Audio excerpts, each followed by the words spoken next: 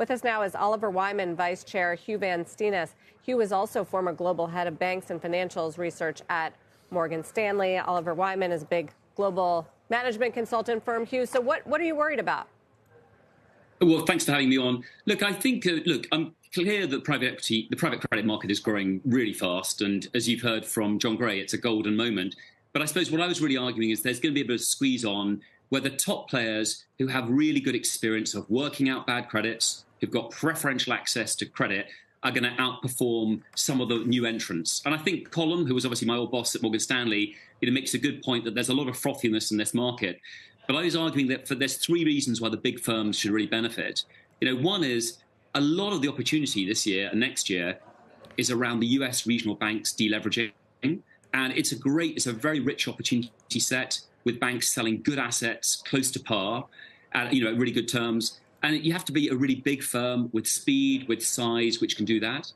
I think second is you're seeing a much larger ticket sizes in private credit. You've seen a $4.8 billion deal this year.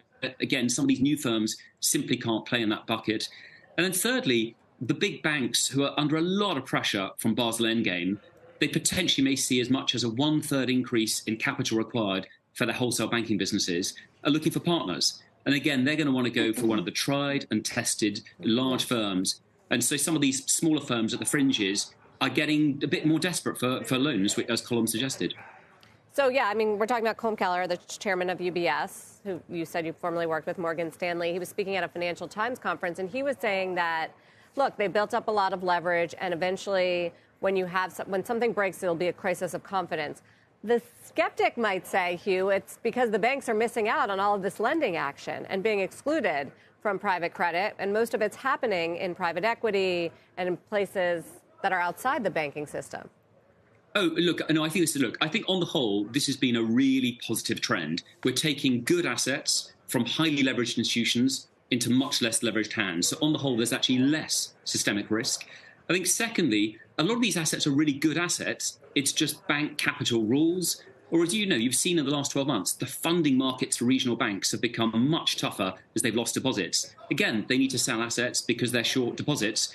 There's still over $100 billion use of the Fed emergency funding scheme. So as they sell those assets, there's some really good opportunities for the tried and tested firms who can access those. But as you get to the fringes of the market, there is a bit of frothiness. I mean, the leverage lending market has become much tighter in pricing. And certainly that's one or two of the areas where, because interest rates have gone up so much, we're going to see weaker balance sheets exposed. So I think this is, on the whole, a very positive trend for investors because banks are missing out. But of course, in any boom, there'll be some pockets of frothiness.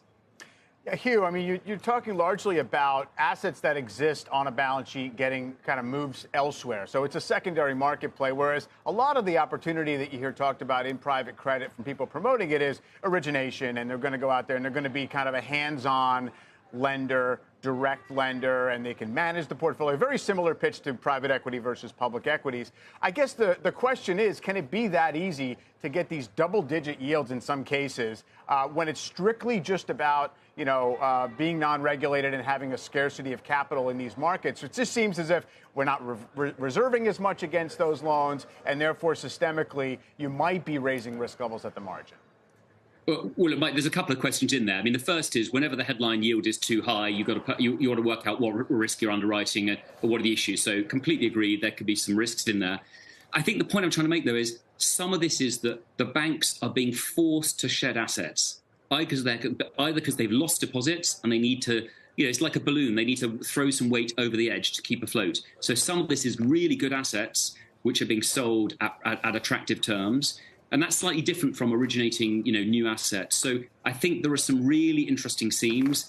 And I think also the private credit market is very diverse, distressed, energy finance, mid-market, and so on and so forth. It's a much more, as the market grows, it's becoming a broader field. And like in any part of the market, just like in the stock market where the 7 stocks have dominated returns this year, there's some attractive returns and there's some unattractive ones. So I think it's a much broader field, and therefore, actually, if you're smart and you can make good underwriting of risks, then there's some good opportunities.